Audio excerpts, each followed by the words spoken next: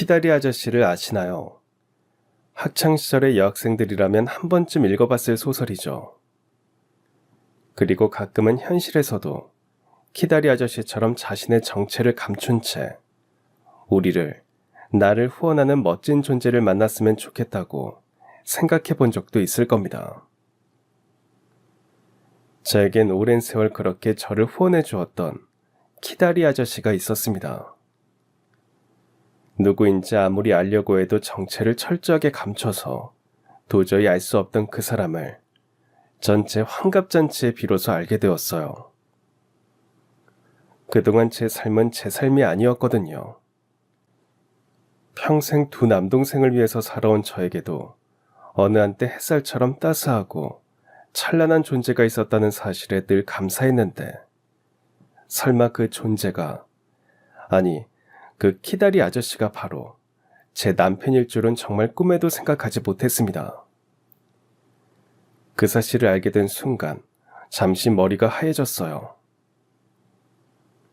남편은 저보다 무려 13살이나 나이가 많습니다. 그러니까 제가 태어났을 때 남편은 13살이었고 제가 10살 때 23살이었고 제가 결혼하던 23세, 그 사람은 36이었죠. 전 결혼하고도 한동안 여보 당신이라는 말이 안 나올 정도로 남편이 서먹하고 어색하고 그랬습니다. 그런데 제가 그토록 그리워했고 평생 단 한 번만이라도 보고 싶어 했던 저의 키다리 아저씨가 남편이라니요. 정말 믿을 수가 없었습니다. 그 기막히고 가슴 두근거리는 제 얘기 한번 들어보실래요? 키다리 아저씨 얘기를 하려면 제 가족사부터 얘기해야 할 것 같네요. 우리 아버지는 한창 경제개발이 추진되던 시절 고속도로 건설 현장의 발파 작업자였습니다. 지금처럼 폭발 기술이 발전했을 때가 아니다 보니 현장은 언제나 위험이 도사리고 있었고, 매번 바위나 동굴, 산을 뚫어야 할 때면 아버지는 목숨을 걸고 일을 하셨답니다. 맨주먹 하나 들고 상경해서 오직 처자식을 먹여 살리겠다는 일념으로 고단하고 힘든 작업을 마다하지 않았던 아버지였어요. 그 덕분에 우린 편안히 먹고 자고 일상을 보낼 수 있었습니다. 가끔 아버지가 일을 끝내고 오시면 몸에서 화약 냄새가 그득했어요. 폭발 때 파편에 맞아서 크고 작은 부상을 입을 때도 있고 옷이 타거나 머리털이 탈 때도 있었지만, 아버지는 나란히 잠든 우리 세 남매를 보시면서 나가 이놈들 때문에 산다. 이 다람쥐 새끼들만 길어 나란히 붙어 자는 것 좀 봐라. 얼마나 귀엽노. 마, 눈에 넣어도 안 아픈 기라. 아이고 내 새끼들. 수염도 깎지 못해서 까칠한 볼을 연신 우리들에게 비비면서 아버지는 당신께서 사는 이유를 그렇게 말씀하셨습니다. 전 아버지에게서 나는 화약 냄새도 좋았고 까칠한 아버지 수염의 감촉도 다정한 느낌이 들어서 좋았어요. 하지만 어느 날 공사 현장에서 폭파 오류가 일어났고 점검하러 들어갔던 아버지는 갑자기 폭탄이 터지는 바람에 그 자리에서 즉사하셨습니다. 그때 점검하기 위해서 현장 소장도 함께 들어갔는데 아버지는 마지막 순간 현장 소장을 밀어내고 스스로 폭탄에 몸을 던져 막았다고 했습니다. 소식을 듣고 달려간 엄마는 아버지의 시신조차 제대로 수습하지 못했어요. 폭발의 여파로 시신은 온전하지 않았답니다. 아수라장이 된 그 광경을 본 엄마는 결국 정신을 잃고 병원으로 실려갔습니다. 그때 겨우 15살이었던 저는 엄마 대신 10살, 8살 두 남동생을 챙기면서 회사 측에서 마련해준 장례식장을 지키느라 아버지의 죽음을 슬퍼할 겨를조차 없었습니다. 같이 일하던 동료들과 회사에서 꽤 높으신 분들이 조문을 왔지만 누구 하나 사건의 진상에 대해서 사실대로 말해주는 사람은 없었습니다. 오히려 고속도로 건설에 차질이 생긴다는 이유로 언론에서조차 폭파 사고에 대해서는 제대로 보도하지 않았어요. 회사에서는 아버지 월급과 퇴직금을 정산한 돈과 위로금과 장례비를 전달했습니다. 하지만 가까스로 정신을 차린 엄마는 조무는 윗사람의 멱살을 잡고 분통을 터뜨렸어요. 이깟돈 필요 없으니까 우리 남편 살려내요. 당장 우리 남편 살려내라고요. 엄마는 자기 분에 못 이겨 소리치다 또 훈절을 했습니다. 모두 아버지의 죽음을 애도하고 눈물을 보였지만 간 사람은 말이 없었고 남은 사람들에게 이미 지옥 같은 시간이 시작되었어요. 살림밖에 할 줄 몰랐던 엄마는 아버지가 없는 세상에서 한 발 내딛기조차 두려워했습니다. 여자 혼자 아이 셋을 데리고 어떻게 살아야 할지 막막한 듯 한동안 맥을 놓으셨어요. 전 엄마마저 잘못될까 무서운 마음에 눈치를 보면서 동생들을 챙겨 학교에 보내고 아무것도 먹지 못하는 엄마가 조금이라도 드실 수 있게 죽을 쏘아 상을 차려놓은 뒤 학교에 가곤 했습니다. 그땐 시간이 어서 흘러가서 이 모든 슬픔을 빨리 잊어버렸으면 좋겠다고 생각했고 빨리 어른이 되어서 엄마의 짐을 덜어드려야겠다는 생각만 했어요. 그러던 어느 날이었습니다. 엄마와 제일 친하게 지내던 친구가 있었는데 아버지 위로금과 퇴직금을 투자하면 몇 배로 불려주겠다고 했나 봐요. 엄마와 같은 고아원에서 자라면서 서로 의지하게 된 친구였기에 엄마는 무조건 그 사람을 믿었습니다. 하지만 사기를 당했어요. 엄마는 그럴 리가 없다고 친구 집에 달려갔지만 이미 사기를 당한 여러 명의 사람들이 진을 치고 있었답니다. 아주 작정을 하고 돈을 챙긴 채 달아났으니 친구를 찾을 길도 돈도 받을 길도 없었죠. 전 재산을 다 날려버린 엄마는 거의 실성을 했고 시름시름 앓다가 결국 화병으로 돌아가셨습니다. 학교 갔다 돌아와 보니 엄마는 아무 미동도 없이 방 안에 누워 있었어요. 그 모습을 본 순간 뭔가 쿵 하고 심장이 내려앉았습니다. 가까이 가서 엄마의 코에 손을 대보니 숨을 쉬지 않았어요. 눈물이 왈칵 쏟아지고 무서운 생각이 들었지만 동생들 걱정부터 들었습니다. 동생들에게 잠깐 나가서 놀다 오라고 한 뒤 억지로 울음을 삼키고 주인 아줌마에게 얘기를 했어요. 아줌마, 엄마가 돌아가신 것 같아요. 학교 갔다 와 보니까 엄마가 누워 계시는데 숨을 안 쉬어요. 깜짝 놀란 주인 아줌마는 엄마의 상태를 살펴보더니 손을 부들부들 떨면서 일단 119부터 불렀습니다. 연락할 친척은 없어? 네, 고모는 병으로 돌아가셨고 엄마는 아무도 없어요. 아무도 없다는 말을 하면서도 어린 마음에 너무 기가 막혀서 결국 울음이 터지고 말았습니다. 전 무슨 정신으로 엄마 장례를 치렀는지 잘 기억나지 않습니다. 그저 동생들을 끌어안고 울다 지쳐 잠이 들고 깨어나면 다시 울었던 것 같아요. 엄마가 돌아가셨다는 것을 이해하지 못하는 동생들에게 어떻게 설명해야 할지, 배가 고프다고 엄마를 찾는 동생들에게 뭐라고 말을 해야 할지 알 길이 없었습니다. 왜 우리에겐 이런 비극이 연달아 생기는 건지 하늘이 원망스럽기만 했어요. 아버지 산소 옆에 엄마를 묻고 돌아오는데 당장 어떻게 살아야 할지 참 막막했습니다. 학교에 갈 기운도 없어서 동생들과 함께 며칠 결석을 했는데 문득 담임 선생님으로부터 연락이 왔습니다. 결석했다고 야단을 치시려나 주눅이 들어갔더니 뜻밖의 말씀을 하시는 겁니다. 영란아, 이제 됐어. 어느 독지가가 너와 동생들 소식을 듣고는 후원을 해주시겠다고 했어. 그분께서 너희들 학비와 용돈, 매달 생활비까지 후원해 주시겠대. 이제 걱정하지 말고 학교 나와서 공부하면 된다. 너무 잘 됐다. 정말요? 선생님 정말 감사합니다. 그런데 어떤 분이세요? 한번 만나 뵙고 인사라도 드리고 싶은데요. 선생님도 잘 몰라. 그냥 조용히 돕고 싶다고 하셨단다.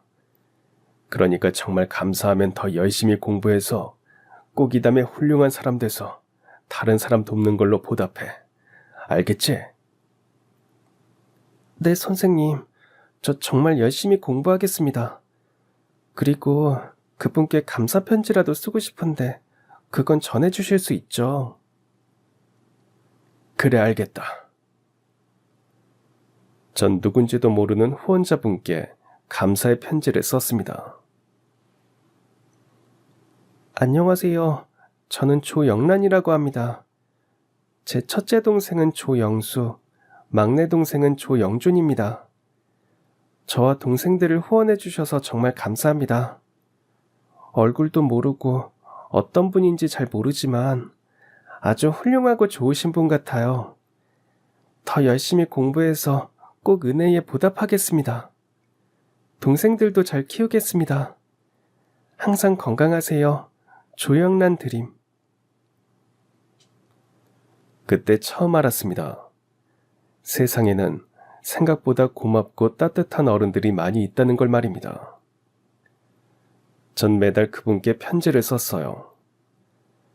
처음에는 그냥 안녕하세요 인사만 하다가 서두에 뭐라고 쓰면 좋을까 고민을 했습니다.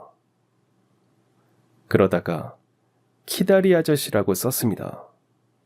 아저씨께도 양해를 구했어요.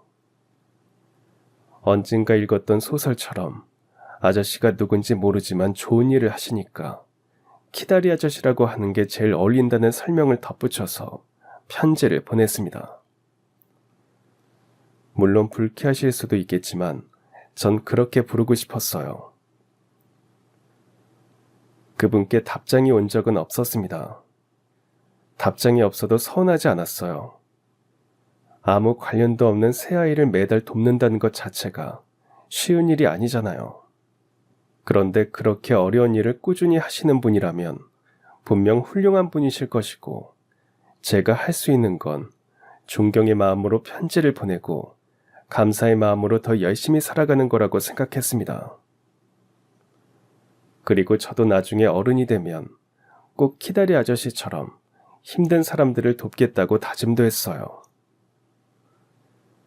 봄에는 진달래꽃을 따다 잘 말려서 편지 속에 붙여 보내기도 하고 가을에는 낙엽을 편지 속에 고이 넣어서 보내기도 했습니다.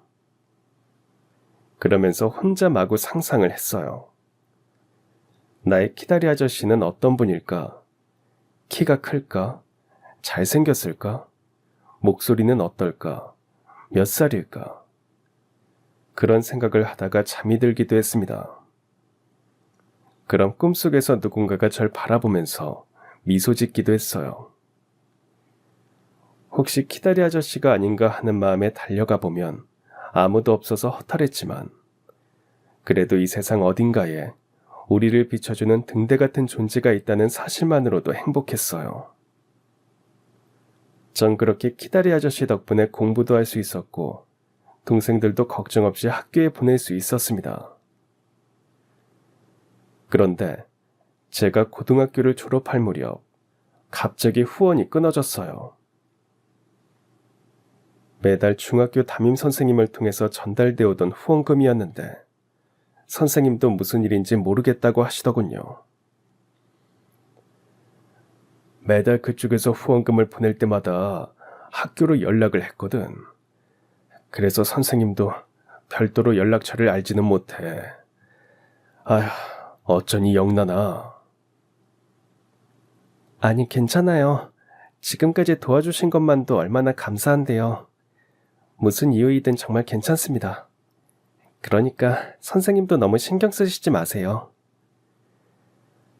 그럼 이제 어쩔 셈이니? 고등학교 졸업하면 돈 벌어야죠. 동생들 공부시켜야 하니까요. 암튼 선생님도 저 때문에 마음고생 많으셨어요. 항상 감사드립니다. 키다리 아저씨께 마지막 편지를 썼는데 전하지는 못했지만 그래도 키다리 아저씨는 영원히 제 마음속에 남아있을 거라고 말하고 싶었습니다. 전 고등학교를 졸업하자마자 닥치는 대로 일을 했어요. 공장에 다니기도 하고 식당 일을 하기도 하고 시장에 가서 야채를 다듬거나 짐을 운반하는 일도 수시로 했습니다. 동생들 공부도 시키고 먹고 살아야 하니까 정말 악바리가 되어야 했어요. 그러던 어느 날 제가 일하던 식당이 추어탕 맛집으로 유명했는데 매주 먹으러 오던 단골 어르신 한 분이 낙상을 하시는 바람에 못 온다면서 포장 배달을 시키셨어요. 식당 사장님이 저에게 배달을 갔다 오라고 하시는 겁니다. 매주 오시는 분 알지? 네, 알아요. 산초도 넣고 방아도 잔뜩 넣으시는 분이시죠? 그래, 기억하네. 그분 집에 배달 좀 갔다 와. 그분이 널 콕 집어서 오라는구나. 아유, 네가 예뻤나 보다. 가서 친절하게 잘하고 와. 원래 배달은 안 하는데 워낙 단골이라서 특별히 서비스 차원에서 배달을 갔습니다. 대걸 같은 집으로 들어가니 사모님으로 보이는 젊은 여자가 아주 신경질적인 눈빛으로 저를 흘겨보며 2층으로 올라가 버리더군요. 단골 어르신은 거실 소파에 깁스를 한 채 앉으셔서 절 맞으셨어요. 아이고, 어서와 영란씨. 안녕하세요, 어르신. 내가 지금 이 모양이라서 배달시킨 거야. 오늘아 힘 안 들었어? 네, 힘 안 들었어요. 우와, 그런데 집이 엄청 좋네요. 저 태어나서 이렇게 좋은 집 처음 봐요. 아유, 그래서 이따 실컷 보고 가. 근데 아까 들어올 때 그분은 누구세요? 아, 빼꼼 얼굴 내밀던 물건? 아휴, 우리 며느리야. 며느리를 대놓고 물건이라고 말하는 게 좀 놀라웠지만 아무래도 고부간의 갈등이 있는 것 같았습니다. 그 사이 가정부가 냄비에 추어탕을 다시 끓여왔는데 전 평소 어르신이 늘 먹던 방식대로 산초를 넣고 방아도 듬뿍 넣어드렸어요. 이야, 내 식성도 다 기억해? 그럼요. 매주 오시는 최고 단골이신데 그 정도는 당연히 기억해야죠. 에헤이, 어쩜 말도 이렇게 이쁘게 하누. 아무래도 드시는 거 불편하신 것 같은데 제가 좀 도와드릴까요? 그래주면 난 좋지. 전 어르신이 드시기 편하도록 직접 떠서 먹여드렸어요. 어르신은 연신 고마워하면서 수고비라면서 팁도 주시더군요. 거절했지만 어른이 주는데 안 받으면 실례라고 하셔서 감사히 받았습니다. 그 일을 계기로 전 어르신이 다 나으실 때까지 매주 추어탕 포장 배달을 하게 되었고 나름 각별한 사이가 되었어요. 각별하다는 것은 어르신의 넋두리를 다 받아줄 정도로 친해졌다는 뜻입니다. 어르신은 항상 며느리 욕을 했어요. 부잣집 딸이라고 그저 오냐오냐 컸는지 성격도 모나고 도도하고 얼마나 까탈스러운지. 시어머니 말은 지나가는 개가 짖나 하지를 않나. 아휴, 내가 보다 저런 물건은 정말 처음 본다니까. 며느리에게 쌓인 게 많은지 며느리 욕이 끝도 없으셨어요. 지같이 성질에 못 이겨서 유산을 해놓고서는 다 내 탓이라고 뒤집어 씌우는데. 아휴, 영란아, 내가 정말 내 명대로 못 산다 정말. 어르신 말을 고지고대로 다 믿을 수는 없었지만 한 번도 며느리가 거실에 나와서 어르신에게 공손하게 인사를 하거나 말을 한 적이 없는 걸 보면 고부 갈등이 꽤 깊다는 것을 느낄 수 있었습니다. 반면에 어르신은 말만 하면 아들 자랑을 그렇게 하셨어요. 우리 아들은 태어나서 지금까지 말썽 한번 피운 적이 없어. 그저 엄마 말이라면 죽는 신용도 한다니까. 근데 사장님은 어디 계세요? 어? 중동에 사우디아라비아에 있어. 아들이 건설 회사를 하는데 거기 모래바닥들을 전부 메우고 건물도 짓고 아파트도 짓고 그런데. 우와, 대단한 일을 하시네요. 그때 중동 건설붐이 한창 불 때라 아마도 사장님 회사도 나가서 일을 하고 있는 것 같았습니다. 그렇게 전 어르신이 회복된 뒤에도 늘 포장 배달을 다녔어요. 배달비를 후하게 주시는 것도 있었지만 배달 가는 날엔 어르신 댁에서 동생들과 먹으라고 맛있는 음식을 잔뜩 챙겨주셔서 정말 좋았습니다. 하지만 늘 사모님 눈치가 보였어요. 사모님은 까탈스러운 성깔과는 다르게 의외로 병약해서 거의 침대에 누워서 생활하는 편이었습니다. 가끔 어지럼증이 심해서 병원에 입원할 때도 많았어요. 그럼 어르신은 저렇게 몸이 허약해서 어디에 쓰겠냐면서 연신 혀를 차며 못마땅해 하셨죠. 그러던 어느 날 드디어 사장님이 귀국을 하셨습니다. 그날도 추어탕 배달을 갔는데 마침 가정부가 일이 있어서 나오지 않았어요. 어르신은 몇 년 만에 귀국하는 아들을 위해서 음식을 장만해야 한다며 분주하셨어요. 전 어르신 심부름으로 시장에서 장도 봐오고 어르신을 도와서 이것저것 음식을 만들었습니다. 아니, 음식하는 걸 배웠어. 손질도 제법 하고 나물 무치는 솜씨도 보통이 아니네. 엄마 살아계실 때 어깨너머로 그냥 좀 배웠어요. 아이고, 우리 영란이는 손도 야무지고 성격도 좋고 누가 데려갈지 모르겠지만 그놈은 복이 터졌네 터졌어. 어르신은 칭찬을 해주면서 은근히 사람을 부려먹는 스타일이셨어요. 전 그걸 알면서도 어르신 기분을 맞춰드리려고 모른 척 시키는 대로 했습니다. 문득 어르신이 자기 집에서 일을 해보면 어떻겠냐고 하시는 겁니다. 가정부 아줌마 계시잖아요. 내보내면 되지. 그 아줌마는 딴 데서 돈 더 준다면 금방 갈 물건이야. 내가 오죽하면 너한테 이러겠니. 며느리는 당최 뭐 하나를 만들 줄을 아나. 가정부도 그냥 대충대충. 아휴, 내 맘에 드는 게 하나도 없어서 그래. 가정부는 그렇다 치더라도 병약한 사모님이 이상하게 마음에 걸렸습니다. 어르신 제안을 딱 잘라 거절하기 못해서 일단 생각해보겠다만 했습니다. 문득 벨소리가 났어요. 드디어 사장님이 도착했습니다. 어르신은 현관 밖까지 나가서 아들을 반기셨어요. 모처럼 모자 상봉에 어르신의 눈에 눈물이 맺히시는 걸 보니 저도 덩달아 울컥했습니다.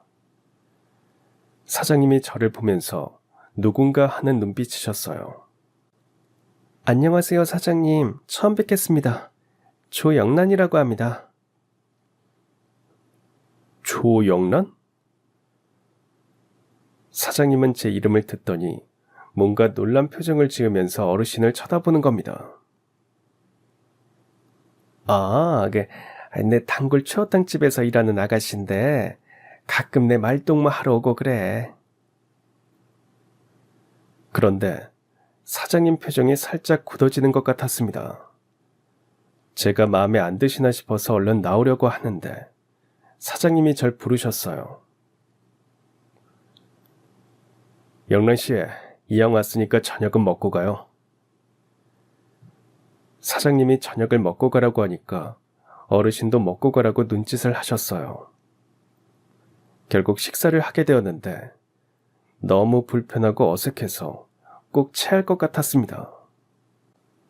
그런데 좀 이상한 것은 어르신은 계속 사장님 눈치를 살피시면서 안절부절 못했고 사장님은 식사 내내 굳은 표정으로 아무 말이 없다가 갑자기 제게 질문을 하시는 겁니다. 학교는 어디까지 졸업을 했나요? 아, 네. 고등학교까지 나왔습니다. 대학엔 못 갔나요? 네, 형편이 그래서요. 동생들 공부도 시켜야 하고 제가 돈을 벌어야 했거든요. 고생이 많았겠군요. 아닙니다. 그래도 고등학교 졸업 전까지는 어떤 독지가분께서 후원을 해주셔서 동생이랑 걱정 없이 잘 살았어요. 그럼 그 독지가분이 후원을 끊었나요? 네, 제가 고등학교 졸업할 무렵에 갑자기... 그런데 그동안 너무 감사하게 도움을 받았어요. 언제까지 후원만 받을 수는 없는 거니까 제가 동생들 공부시키는 게 당연하죠. 그렇군요. 혼자 많이 힘들었겠군요. 아닙니다. 오히려 후원자분 덕분에 살아갈 이유도 생기고 힘도 얻고 그랬어요. 사장님의 질문에 대답을 하는 내내 웬일인지 어르신은 가시방석에 앉아 계신 것 마냥 불편해하셨습니다. 식사를 끝내고 두 분께 인사를 한 뒤 서둘러 그 집을 나왔어요. 정원을 지나가다 문득 돌아보니 사장님이 거실에 서서 창밖을 내다보고 계셨습니다. 절 보고 있는 건지 아님 무슨 생각에 잠긴 건지 전 얼른 나와버렸습니다. 아마 사모님이 안 계셔서 더 기분이 안 좋은 것 같았어요. 이런 날 사모님은 몸이 아프다면서 친정 별장에 갔다고 했습니다. 몇 년 만에 남편이 왔는데 별장에 간 사모님도 이해가 안 됐고 그렇게 며느리를 잡을 듯 욕을 하던 어르신이 아들 앞에서는 얌전히 아무 말도 못하는 것도 좀 우습고 그랬어요. 그래도 사장님 첫인상은 뭔가 경고와 나그리파상 같았습니다. 왜 있잖아요. 학교 미술실에 가면 항상 있는 석고상이요. 우스에 젖은 눈빛으로 마치 생각하는 사람처럼 비스듬히 얼굴을 돌리고 있는 그 석고상 느낌이 들었어요. 그렇게 전 다시 일상으로 돌아가서 식당 알바도 하고 시장에서 알바도 하면서 두 동생을 키웠어요. 동생들 대학 공부까지 시키려면 어서 돈을 많이 벌어야 하는데 그게 참 쉽지 않더군요. 전 미용실 가는 돈도 아까워서 머리를 길었더니 식당 사장님이 음식에 머리카락 들어가면 어쩌려고 그러냐고 해서 한겨울에도 틀어올려 다녔습니다. 깃불이 시리니까 온몸이 다 저리저리 시렸지만 머리 자르는 그 돈도 아까웠어요. 큰동생이 입던 티셔츠가 늘어나면 그걸 그냥 입고 다니니까 한 번은 식당에서 일하던 아줌마가 시장에서 샀다면서 티셔츠 몇 벌을 주는 겁니다. 괜찮다고 하는데도 제 손에 쥐어주는데 이렇게 궁상을 떨면서 사는 제가 안쓰럽기도 했어요. 그래도 두 동생들은 어디 가서도 꿀리지 않게 언제나 옷도 깨끗하게 입히고 한참 먹성 좋을 나이니까 배고프지 않게 먹는 것도 잘 먹였어요. 동생들 입에 들어가는 건 하나도 안 아까웠습니다. 정말 엄마 마음으로 그 아이들을 키웠어요. 그러던 어느 날 비보가 전해졌습니다. 식당 사장님이 그러시는데 단골 어르신 며느리가 급사를 했다는 겁니다. 조문객들을 맞아야 하니까 저더러 좀 도와달라고 했다는 거예요. 전 장례식장을 갔습니다. 어르신이 절 보자 손을 마주 잡고 반가워하셨어요. 급사의 이유는 모르지만 워낙 병약해서 그리 허망하게 간 것 같다고들 하더군요. 전 3일 동안 조문객들 식사를 챙기고 잔심부름을 했어요. 조문객들이 거의 다 가고 밤이 되면 어르신도 지친 듯 한숨을 돌리셨습니다. 처음부터 인연이 아니었어, 인연이. 왜 그런 말씀을 하세요? 내가 잘 다니는 절에 스님이 그러셨어. 며느리를 본 순간부터 몸도 차고 영혼도 차서 손이 귀하고 스스로 자신을 해칠 팔자라고 말이야. 그때 말렸어야 하는데 우리 아들 신세만 망쳤네. 아이고, 우리 아들 불쌍해서 어쩌노. 며느리와 사장님은 중매로 만났지만 사실상 며느리 친정아버지가 사장님을 눈여겨보고 있다가 중신을 선 거나 마찬가지였답니다. 젊은 사람이 일도 잘하고 건설 회사도 잘 꾸려나가니까 사익감으로 점 찍어두었대요. 하지만 부부 사이에 정은 별로 없었다면서 어르신은 장례식 내내 죽은 며느리보다 호라비가 된 아들 걱정만 했습니다. 사장님은 3일 내내 조문객들을 맞느라 잠도 제대로 못 자고 밥도 잘 못 드시는 것 같았어요. 제가 죽을 좀 쑤어서 갖다 드리니까 고맙다면서 겨우 한 숟갈 넘기셨습니다. 아내를 잃은 그분의 모습이 측은하게 느껴졌어요. 그런데 사장님이 문득 묻더군요. 혼자서 동생들 공부시키면 힘이 많이 들 텐데 잘 버티는 걸 보니까 대견하기도 하고. 미안해요. 동생 같은 느낌의 그런 말이 나왔네요. 괜찮습니다. 저보다 13살이나 많으신데 제가 동생이죠 뭐.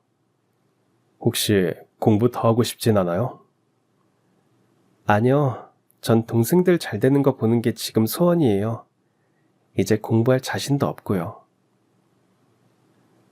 그렇게 동생들 위해서 희생하다가 나중에 후회할 수도 있는데.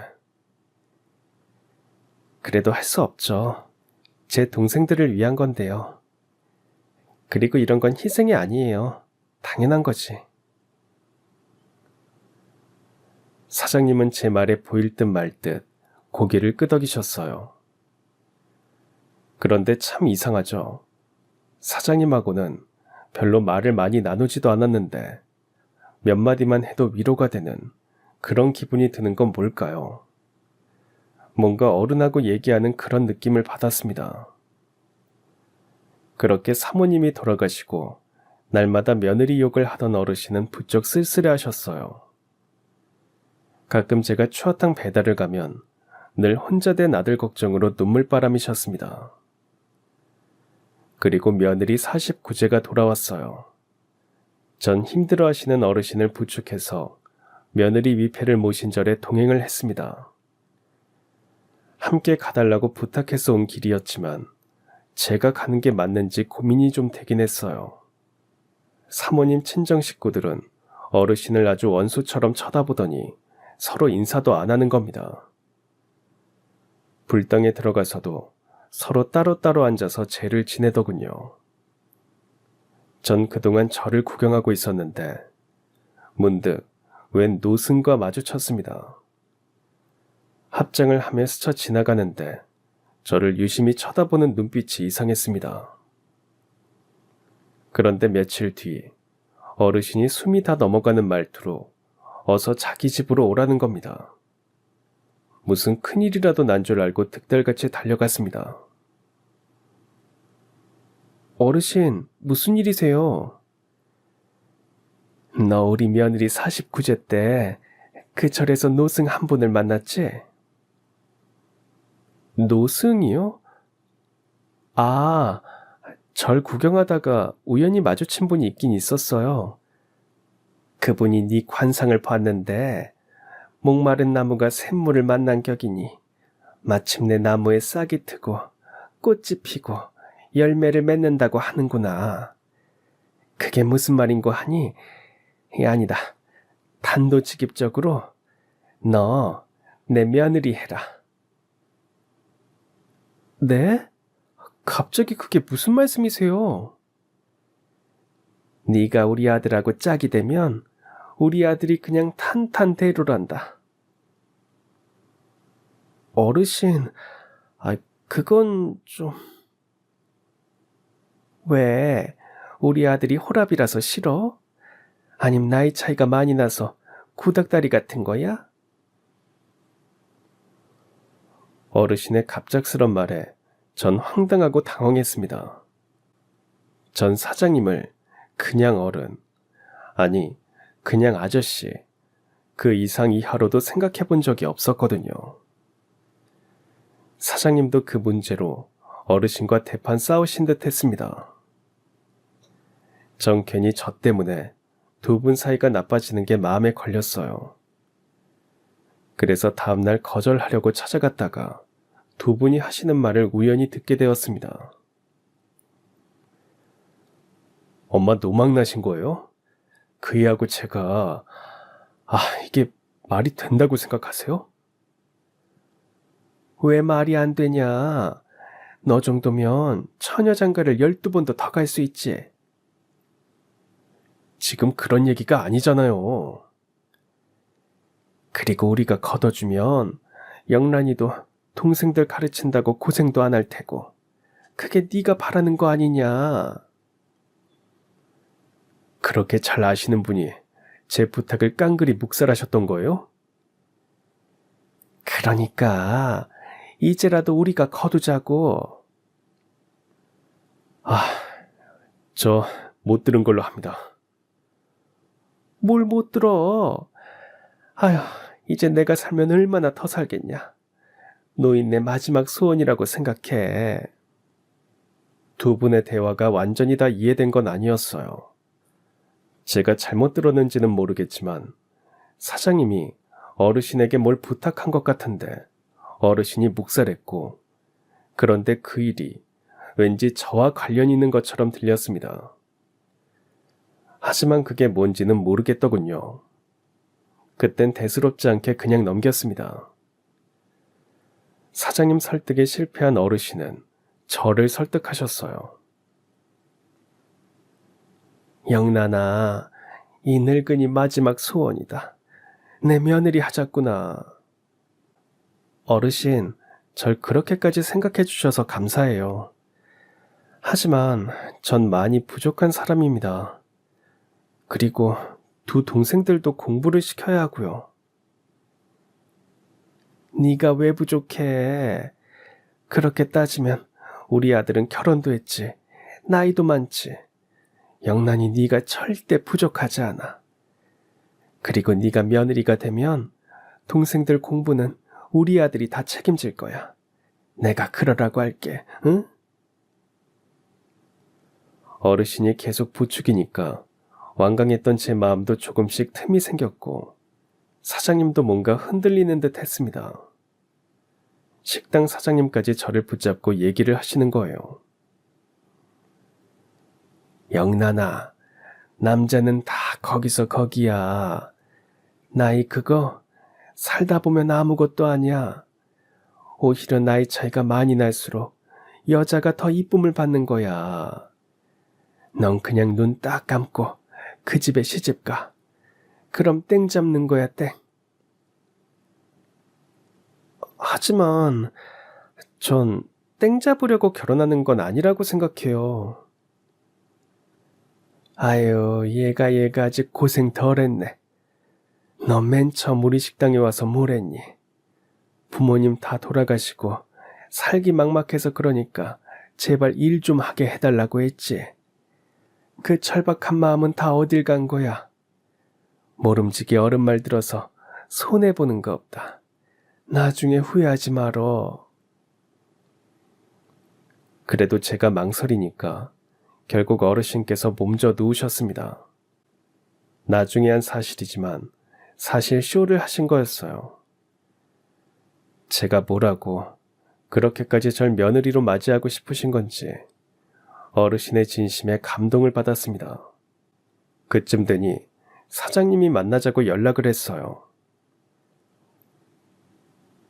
어머니가 저러시니까 나도 어떻게 할지도 모르겠고, 또 난 나이도 많고 결혼도 한 번 했고 뭐 성격상 다정하거나 그런 것도 없고, 알겠지만 일밖엔 모르는 사람이고,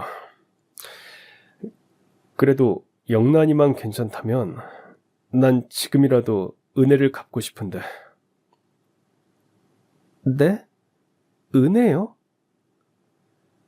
순간 사장님이 당황하셨습니다. 왜 그 타이밍에 은혜라는 말이 튀어나왔는지 잠시 의아했습니다.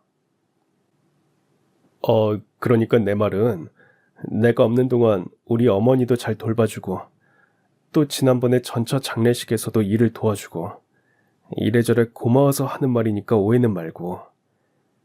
그리고 내가 딴 건 몰라도 동생들 공부는 끝까지 책임질게. 약속해. 제 형편상 결혼은 꿈도 꾸지 못했습니다. 하지만 사장님이 진지하게 얘기를 하니까 마음이 급격하게 흔들렸어요. 어차피 사랑해서 하는 결혼도 아니고 동생들도 챙겨주시겠다고 하니까 사장님 옆자리에 저를 세워보는 상상도 했습니다. 동생들은 무조건 결혼을 하라고 했어요. 누나, 갈등할 게 뭐 있어? 누나 처지에 그런 부잣집 사모님이 된다는데 무조건 네 해야지. 난 무조건 찬성이야. 맞아. 우리도 이제 부자 매형 좀 가져보자. 이제 제발 돈 걱정 좀 안 하고 살아보자. 그렇게 전 뭔가에 떠밀리듯 사장님과 결혼을 했습니다. 사장님은 집을 얻어서 동생들이 별도로 살 수 있도록 배려해 주셨어요. 그런데 결혼하고 난 뒤부터 시어머니의 태도가 180도 확 바뀌었습니다. 정말 당황스러웠어요.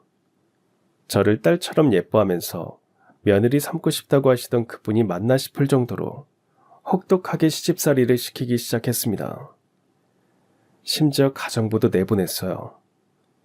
날마다 그 큰 2층 집을 먼지 하나 없이 쓸고 닦으라고 하더니 꼼꼼하게 검사를 했습니다. 조금의 티끌이라도 나오면 다시 청소를 해야 했어요.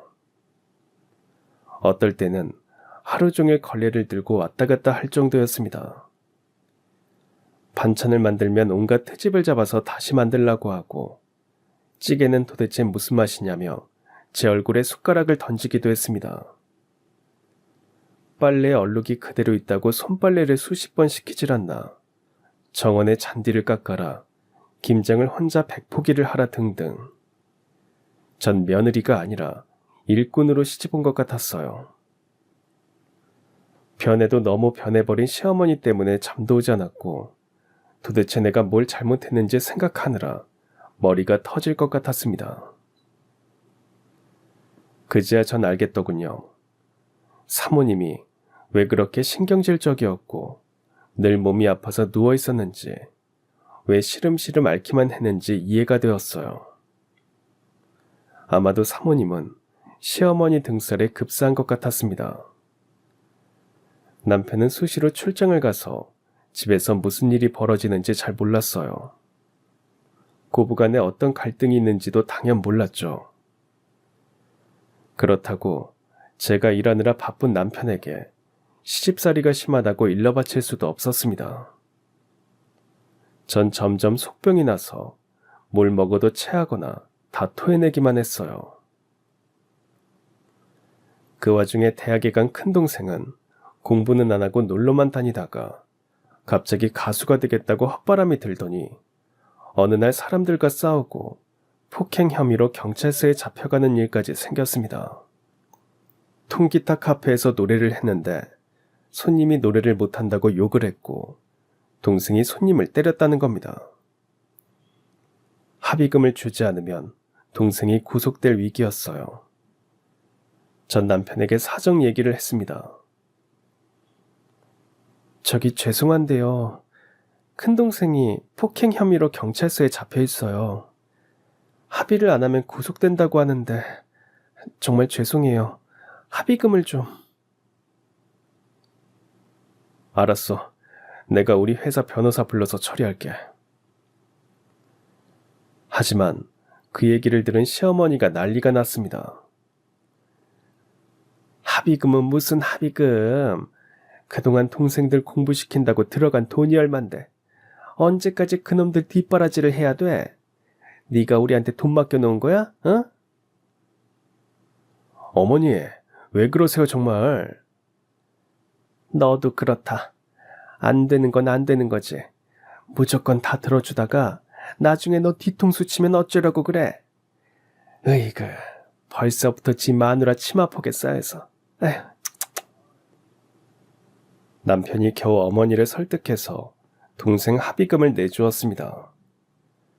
경찰서에서 풀려난 동생은 고맙다는 말도 없이 사라졌어요. 전 남편과 시어머니께 죄송해서 고개를 들 수가 없었습니다. 둘째 동생은 재수, 삼수, 사수까지 했지만 대학에 못 들어갔어요. 그냥 대학을 낮춰서 가라고 해도 꼭 명문대만 고집하다가 결국 대학을 포기하고 말았습니다. 누나 그러지 말고 매형 회사에 자리 하나만 마련해달라고 부탁해봐. 그 정도는 할 수 있잖아. 너 제정신이야? 그동안도 재수에 삼수에 사수까지 매형이 너 밑에 대준 학비며 생활비가 얼만데 왜 이렇게 네 맘대로야? 우리 키워주고 공부시켜준다는 조건으로 누나 데려간 거 아니야? 그럼 약속을 지켜야지. 야 조영준, 너 진짜 이럴 거야? 계속 이런 식이면 나 너 안 본다. 그런데 둘째 동생이 남편을 만나러 집에 왔다가 시어머니를 만났나 봐요. 어머니가 왜 왔냐고 물으니까 눈치도 없이 매형에게 취직 자리를 부탁하러 왔다고 했다가 또 난리가 났습니다. 시장을 보고 왔더니 동생은 가고 없고 시어머니가 다짜고짜 저에게 소리를 지르는 겁니다. 네가 시킨 거냐? 네가 둘째 동생한테 취직 부탁하라고 시켰어? 응? 아니, 어머니, 그게 무슨 말씀이세요? 영준이가 왔었나요? 모른 척 하기는. 너희들 다 짜고 그러는 건 내가 모를 줄 알아? 아주 거지 족속들이야, 거지. 어떻게든 돈 뜯어가려고 눈이 시뻘게 가지고. 네 부모가 그렇게 가르쳤어? 응? 하긴 지질이 없이 살았으니 뭘 보고 배웠겠어? 어머니, 정말 말씀 너무 심하신 거 아니에요? 제 동생이 그런 건 죄송해요. 하지만 우리 부모님까지 모욕하시는 건 정말 너무하세요. 이게 어디서 말대꾸야? 부모님 욕을 하는 건 도저히 참을 수 없었어요. 처음으로 시어머니에게 대들었다가 뺨까지 맞았습니다. 순간 휘청하면서 넘어졌는데 탁자에 배를 심하게 부딪혔습니다. 갑자기 아랫배에 통증이 몰려오더니 정신을 잃었는데 유산을 했습니다. 눈을 뜨니 병원이었는데 의사가 유산이라고 말했어요. 전 임신을 한 줄도 몰랐습니다. 777 못하겠으리. 넌 어찌된 내가 임신한 것도 몰랐던 거냐? 내가 아무리 한 소리 했기로서니 그렇게 홀라당 애를 쏟아버려? 아니 어머니, 그게 무슨 소리예요? 혹시 제가 없으면 이 사람 못 살게 구는 거예요? 네? 또 전처에게 그랬던 것처럼 그러시는 거냐고요? 제가 말씀드렸잖아요. 어머니 자꾸 그러시면 저 어머니 안 보겠다고 말씀드렸잖아요. 아니 내가 뭘 어쨌다고 그래. 안 봐도 뻔해요. 얼마나 사람을 잡았으면 유산을 다 당하겠어요. 제가 유산을 당한 뒤 남편은 불같이 시어머니에게 화를 냈습니다. 시어머니는 마누라한테 엎어져서 어머니에게 대든다고 거품을 물고는 졸도까지 하셨어요. 괜히 저 때문에 집안이 시끄러워지는 게 싫어서 그냥 시어머니께 잘못했다고 빌었습니다. 말로만 듣던 시집살이가 이렇게 고단한 건지 새삼 뼈저리게 느끼게 되었어요. 남편은 제가 태어날 때까지 병실을 지켜주고 미역국도 남편 회사 식당 아주머니께 부탁해서 끓여오기까지 했습니다. 남편과는 나이 차이가 많다 보니 늘 어려운 사람이었어요. 얼굴을 마주대하는 것도 어색하고 말하는 것도 참 어려웠는데 이번 일로 제 역성을 들어준 것이 무척 고맙고 든든했습니다. 미안해. 어머니는 원래 그러시는 분이니까 당신이 이해해. 네, 어머니 너무 원망하지 마세요. 이해해주니 고마워. 앞으로는 내가 더 당신 챙길게. 그렇게 다시 세월은 흐르고 전 딸을 낳았습니다. 그 사이 모진 시집살이를 시키던 시어머니는 치매에 걸리셨고 전 5년 이상 시어머니 병수발을 들고 대소변을 받아냈어요. 치매에 걸리신 시어머니는 마치 애가 돼버린 것처럼 날마다 떼를 쓰고 보챘습니다. 이유 없이 절 미워하고 헐뜯던 모습은 온데간데 없이 단 한순간도 제가 안 보이면 불안해하고 울음을 터뜨리셨어요.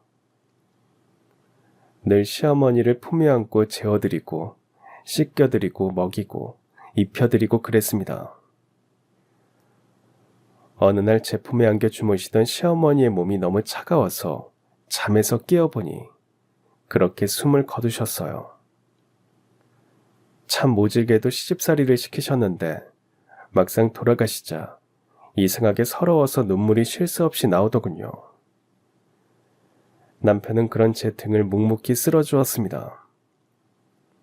동생들도 잘 살지는 못해도 다들 짝을 만났어요. 큰 동생은 올케와 함께 카페를 하고 작은 동생은 이것저것 다 하다가 택시기사를 하고 있었어요. 그 카페도 남편이 차려주었고 작은 동생 개인 택시도 남편이 사주었습니다. 그 정도 했으면 전 동생들에게 할 만큼 했다고 생각했는데 매일 동생들은 누나만 고래등 같은 집에서 떵떵거리고 산다고 불만이었어요. 니들이 언제 나한테 돈 맡겨놨니? 평생 누나 등골 빼먹었으면 됐지. 어째 너희들은 변하지 않니? 도대체 언제까지 그럴 거야? 이젠 나도 정말 지친다 지쳐. 누나, 왜 말을 그렇게 해? 처음부터 우리 뒷바라지 하겠다고 자청한 건 누나야. 매형도 우리가 말하기 전에 자기가 알아서 우리 키워주겠다고 했고. 그래서 지금까지 다 했잖아. 영수 너 합의금부터 사업자금은 도대체 몇 번이냐? 지금 그 카페는 또 어떻고. 영준이 너도 그렇다. 하는 일마다 다 말아먹고 넌 매형 얼굴 보기 미안하지도 않아? 너희들이 사람 같으면 이러면 안 되는 거야. 네 매형이니까 그걸 다 참아주는 거라고. 그런 얘기하려면 이제 찾아오지도 말고 연락도 하지 마. 나도 너희들 안 보고 살면 되니까. 정말 원수가 따로 없었어요. 남편 보기도 민망하고 제가 동생들을 잘못 키웠다는 생각에 자책도 많이 했습니다. 그리고 남편은 은퇴를 했어요. 회사는 전문 경영인에게 맡기고 이젠 쉬고 싶다고 하더군요. 딸만 대학을 다니느라 서울에 있고 우린 시골로 내려와서 전원주택을 짓고 살았습니다. 제 평생 그렇게 아무 일도 안 하고 쉬는 건 처음이었어요. 아침에 늦잠을 자도 누가 말하는 사람도 없고 자고 일어나면 남편이 어느새 아침을 소박하게 차려서 제 코앞까지 차려다 주는데 참 황송하고 행복했습니다. 전 그 보답으로 남편 흰머리를 하나씩 뽑아주면서 괜히 울컥하곤 했어요. 그러다 보니 저도 이제 환갑이더군요. 당신 환갑잔치는 내가 아주 근사하게 차려줄 생각인데. 됐어요. 요즘 누가 환갑잔치를 해요. 촌스럽게. 촌스럽기는 내가 해주고 싶다는데. 아니 당신 갑자기 왜 그래요? 뭐 나한테 잘못한 거 있어요? 거참 모처럼 뭘 좀 해주겠다는데도 저러네. 암튼 당신은 그저 굿이나 보고 떡이나 먹어. 남편이 의도적으로 뭔가를 한다니까 말릴 수도 없었습니다. 결국 남편 주도로 제 환갑잔치를 하게 되었어요. 지인들이 모이고 남편은 직접 바비큐를 만들면서 한껏 들떠 있었습니다. 73세 남편이 이제 환갑이 된 아내를 위해서 저렇게 땀을 뻘뻘 흘리는 모습이 감동적이면서도 왠지 짠했습니다. 그런데 그 자리에 온 동생들이 술에 취해서 주정을 부리기 시작하는 거예요. 누나도 그러는 거 아니야. 부잣집에 시집 가서 혼자 잘 먹고 잘 살았잖아. 누나 환갑이다. 기분 좋게 있다 가라. 왜? 우리가 뭐가 무서워서 할 말도 못해. 좋게 말할 때 입 다물어라. 여기 손님들 많다. 하지만 동생들은 아랑곳하지 않았습니다. 자기들이 못나서 공부를 못했고 대학에 못 간 것을 왜 제 탓을 하는지 정말 기가 막혔어요. 매형도 그러는 거 아닙니다. 죽을 때 그 돈 다 짊어지고 갈 거예요? 네? 불쌍한 우리들한테 좀 나눠주면 안 돼요? 아유, 나 참 더러워서. 매형, 나도 진짜 선한 거 많아요. 매형 회사에 취직 좀 시켜달라고 했더니 모른 체 하고. 아휴, 진짜 그러는 거 아닙니다. 예? 술에 취한 동생들이 남편에게 대들기까지 하는 겁니다. 아무리 동생들을 말려도 소용이 없었습니다. 결국 참다 못한 남편이 폭발하고 말았습니다. 그래, 둘 다 그렇게 불만이 많아서 누나와 내가 다 죽기를 바란 거야? 그런 거야? 남편이 소리를 지르자 다들 이게 무슨 말인가 싶어서 쳐다보고 또 동생은 깜짝 놀라는 겁니다. 내가 이렇게까지는 안 하고 그냥 넘어가려고 했는데 도저히 안 되겠다. 니들이 어떤 인간들인지 다 알아야 될 것 같아. 남편은 핸드폰에 녹음된 음성 파일을 스피커에 연결해서 크게 틀었어요. 두 동생의 목소리가 흘러나왔습니다. 근데 너 매형이 암이라는 거 확실해? 괜히 헛다리 짚는 거 아니야? 확실하다니까. 내가 우연히 그 병원에 병문안 갔다가 매형을 봤다니까. 안병동에서. 간호사가 수술 날짜를 빨리 잡아야 한다고 하는 말도 들었어. 아이, 그럼 수술하면 살 수 있잖아. 만에 하나 수술하다 죽을 수도 있잖아. 매형 나이도 있으니까. 형하고 나는 매형이 수술받다 죽기를 기도해야지. 가만, 그렇게 되면 매형 재산이 어떻게 되는 거야? 어떻게 되긴 뭘 어떻게 돼. 매형이 죽으면 그 재산 전부 누나하고 조카한테 갈 거잖아. 누나는 마음이 약해서 우리가 졸으면 재산 줄 거야. 아니, 차라리 누나도 빨리 죽으면 더 낫겠네. 이야, 그럼 더 땡큐지. 그럼 조카한테 재산 다 갈 건데. 우리가 조카 보호자니까 살살 구슬리면 한몫 챙기는 건 누워서 떡 먹기지. 전 제 귀를 의심했어요. 도저히 제 동생들이 나눈 대화라는 게 믿기지 않았습니다. 두 동생이 우연히 주차장에서 나눈 대화라는데 하필 주차되어 있던 차의 운전기사가 남편 회사 변호사였어요. 두 동생이 하는 말이 너무 기가 막혀서 녹음을 했답니다. 정말 억장이 무너지고 눈물만 나왔습니다. 저런 것들을 동생이라고 지금까지 살아왔다는 사실 앞에서 모든 것이 다 허망하게만 느껴졌어요.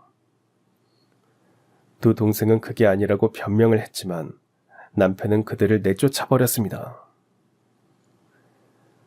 다시는 연락도 하지 말고 찾아오지도 말어. 니놈들은 사람도 아니야. 어수선한 분위기 속에 환갑잔치는 엉망이 되고 손님들도 서둘러 돌아갔습니다. 전 한동안 멍하니 있었어요. 정말 어이가 없어서 나중에는 헛웃음만 나오더군요. 여보 미안해. 내가 당신 환갑잔치를 망쳤어. 내가 더 참았어야 하는데 녀석들이 당신 공도 모르고 함부로 대드는 걸 도저히 그냥 두고 볼 수 없었어. 잘하셨어요. 당신이 안 그랬으면 제가 쫓아버렸을 거예요. 그것들은 이제 제 동생이 아니에요. 제가 참 인생 헛산 것 같네요. 그런 생각하지 마. 당신은 평생 열심히 잘 살았어. 그렇게 말해줘서 고마워요. 그런데 왜 암이라는 건 숨겼어요? 수술하면 된다고 해서 괜히 당신 걱정할까봐. 그래서 환갑 끝나고 나면 말하려고 했어. 그 전에 말하면 환갑 안 한다고 할 거니까 내가 말 안 했지. 진짜 수술만 하면 된대요? 그렇다니까. 요즘 간암 수술은 아무것도 아니래. 간 조금 떼어내면 되는 거야. 간은 또 금방 차라고. 그러니까 걱정 마. 그때 딸이 뒤늦게 도착했습니다. 그런데 딸이 가지고 온 선물이 정말 뜻밖이었어요. 서울집을 정리하다가 장롱에 깊숙이 들어있던 것을 발견했는데 남편 물건이더랍니다. 엄마 놀라지 마. 얘가 뭔데 이렇게 뜸을 들여. 진짜 기절초풍할 거야. 짜자잔. 딸이 기절초풍할 거라고 한 그것은 바로 오래전 제가 키다리 아저씨께 썼던 편지들이었습니다. 아니, 이게 왜... 그러니까 그게 왜 아버지 장롱 속에 들어있는지 아버지가 말해야지. 남편은 마치 올 게 왔다는 듯 비장한 표정이 되었습니다. 맞아. 내가 바로 그 기다리 아저씨. 정말요? 당신이 정말 키다리 아저씨였다고요? 근데 왜 그동안 아무 말도 안 했어요? 제가 얼마나 키다리 아저씨를 보고 싶어 하는지 다 알면서. 정말 믿을 수 없었습니다. 남편이 나의 키다리 아저씨였다니요. 이게 말이 되는 일인가요? 눈물이 핑 돌았습니다. 그제야 남편은 자신이 왜 키다리 아저씨가 되었는지 들려주었습니다. 아버지가 폭발 사고로 돌아가시던 그 현장의 소장이 바로 남편이었답니다. 젊은 현장 소장은 나이 많은 일꾼들에게 늘 무시를 당했대요. 유일하게 남편을 이해해주고 의지가 되었던 사람이 바로 제 아버지였답니다. 그날 다른 인부가 폭발물을 잘못 설치했고 오류를 점검하러 아버지가 들어가자 현장 소장이었던 남편도 같이 들어갔는데 마지막 순간 아버지는 남편을 밀어내고 몸으로 폭발을 막았던 겁니다. 남편은 아버지 덕분에 살아났지만 파편에 부상을 당해서 한동안 병원 신세를 져야 했대요. 퇴원을 한 뒤에야 엄마마저 돌아가신 것을 알았답니다. 새아이가 오도 가도 못하는 신세가 되었다는 소식에 남편은 제가 다니던 중학교 담임 선생님을 통해서 은밀히 후원을 하기 시작했대요. 그리고 담임 선생님으로부터 제가 보낸 편지를 받아서 그렇게 모아둔 거였고요.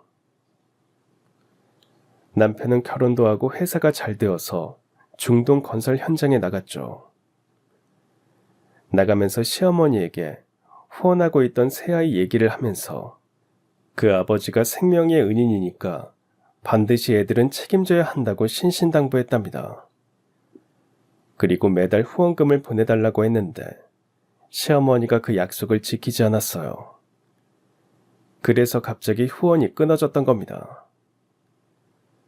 그런데 시어머니는 제가 단골 추어탕집에서 일하는 것을 우연히 알게 되었고 친절하게 굴면서 접근을 했죠.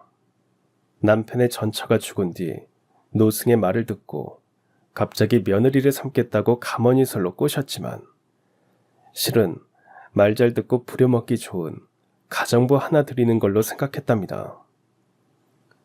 시어머니의 속셈을 알게 된 남편과 갈등이 깊어지면서 시어머니는 저에게 모질고 독한 시집살이를 더 시켰다고 했어요. 정말 미안해. 내가 끝까지 후원을 했더라면 당신도 대학을 갔을 거고 당신이 원하는 인생을 살았을 건데 결국 나 때문에 평생 고달픈 시집살이만 하고 그렇게 정성으로 키워준 동생들에게 배신이나 당하고 이게 다 내 탓이야. 정말 미안해. 그게 왜 당신 탓이에요. 당신이 제 키다리 아저씨라서 얼마나 감사하고 행복한지 모를 거예요. 정말 고마워요. 늘 그리웠고 보고 싶었는데. 아니 그럼 당신은 여태 나하고 살면서 그 키다리 아저씨를 그리워했단 말이야. 그 키다리 아저씨가 당신이잖아요. 아, 잠깐만요. 제가 완벽하게 결론을 내드릴게요. 그러니까 엄마가 평생 그리워한 키다리 아저씨가 바로 아버지라는 걸 발견한 것도 저고요. 아버지가 평생 말 못하고 가슴에 안고 살다가 이렇게 고백하게 만든 것도 바로 접니다. 그러니까 다 제 덕이라고요. 그런데 넌 엄마 환갑에 빈손으로 온 거야? 아, 나 참. 키다리 아저씨 비밀을 선물로 가져왔구만. 괜히 가져왔나 봐. 남편은 암 진단을 받았을 때 수술을 잘 끝내고 자신이 키다리 아저씨라는 것을 고백하자고 생각했답니다. 그런데 딸이 선수를 치는 바람에 다 틀렸다고 아쉬워했어요. 남편은 친정아버지가 생명의 은인이었고 전 남편이 평생 제 키다리 아저씨였던 거죠. 정말 커다란 운명을 느꼈습니다. 남편이 수술실로 들어갈 때 전 남편에게 귓속말로 그렇게 얘기했어요. 제 평생 당신이 있어서 행복했고 항상 살아가는 이유가 되었어요. 그러니까 아무 걱정 말고 수술 잘하고 와요. 나의 키다리 아저씨. 남편의 수술은 잘 되었고 항암 치료도 잘 끝냈습니다. 건강을 회복한 남편은 요즘 운동도 아주 열심히 하고 있어요. 전 매일 남편 식단 관리를 하면서 오늘은 어떻게 더 잘 살까, 내일은 얼마나 더 평범하고 무탈한 일상을 보낼까 고민합니다. 살아보니까 사는 것 참 별거 아니라는 생각이 들 때도 있지만 그 별거 아닌 순간들이 모여서 어느 한때 별의 순간이 되고 운명처럼 누군가를 만난다는 사실도 알았어요. 저처럼요. 그래서 지나간 어제가 소중하고 지금 이 순간도 즐겁고 내일은 더 행복할 거라고 믿으면서 열심히 살아갑니다. 그럼 지금까지 사연 들어주셔서 감사합니다. 사연이 재밌으셨다면 구독과 좋아요 부탁드려요. 감사합니다. 안녕히 계세요.